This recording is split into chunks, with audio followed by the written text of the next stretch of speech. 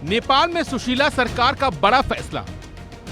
प्रदर्शन के दौरान जान गंवाने वाले जेनजी को मिलेगा शहीद का दर्जा।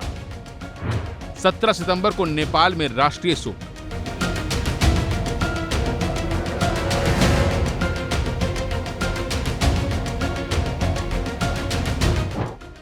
नेपाल में सुशीला कार्की की सरकार के गठन के बाद देश धीरे धीरे पटरी पर लौटने लगा है। सोमवार को सुशीला कार्की कैबिनेट का विस्तार हुआ और कैबिनेट में 3 मंत्री शामिल किए गए। सुनहरे इतिहास में एक नया अध्याय जोड़ते हुए नेपाल नई कैबिनेट ने अपना पहला महत्वपूर्ण फैसला करते हुए 17 सितंबर को राष्ट्रीय शोक घोषित करने का निर्णय लिया है।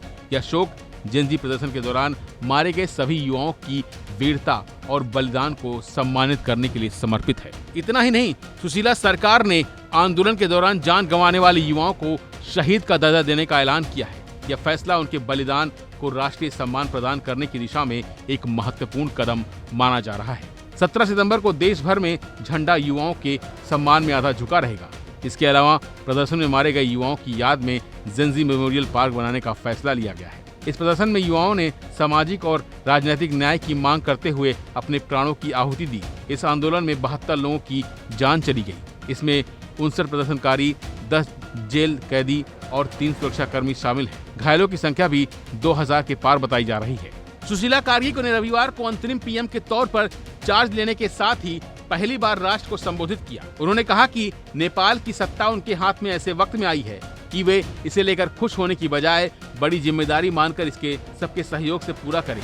उन्होंने देश में 27 घंटे तक चले हिंसक प्रदर्शनों का जिक्र करते हुए कहा कि देश का काफी नुकसान हुआ है और ऐसी लूटपाट नेपाल ने इतिहास में पहली बार देखी है। 73 साल की सुशीला कार्की नेपाल की पहली महिला प्रधानमंत्री और देश की पूर्व मुख्य न्यायाधीश हैं। उन्होंने यह जिम्मेदारी ऐसे समय में संभाली है जब केपी शर्मा ओली की सरकार जेनजी आंदोलन के बाद इस्तीफा देकर हट चुकी है। कार्की ने साफ किया है कि उनकी सरकार अस्थायी नहीं है। वह सिर्फ 6 महीने से साल भर तक काम करेंगी, जब तक देश में नया संसद नहीं चुन लिया जाता। उन्होंने साफ कहा कि हम सत्ता का स्वाद चखने नहीं आए हैं, हम सिर्फ देश को स्थिरता देने के लिए आए हैं। बिना जनता के सहयोग से हम सफल नहीं हो सकते हैं।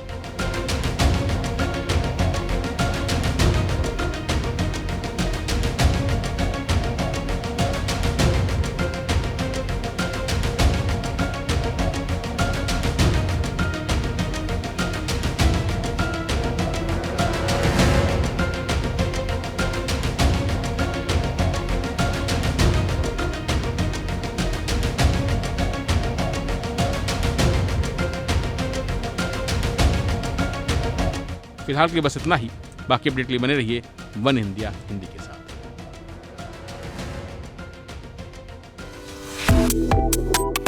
Subscribe to One India and never miss an update. Download the One India app now.